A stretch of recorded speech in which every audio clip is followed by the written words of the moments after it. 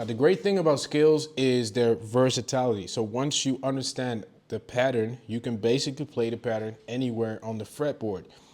And for that, we have a thing called scale pattern. So the major scale pattern, I can play that here.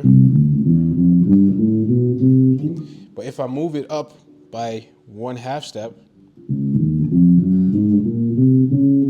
or a whole step, I play the same scale in a different key.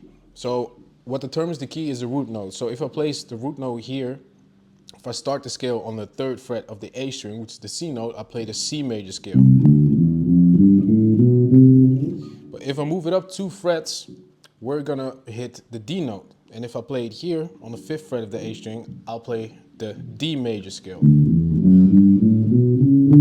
If I move it another 2 frets, I'll play the E major scale.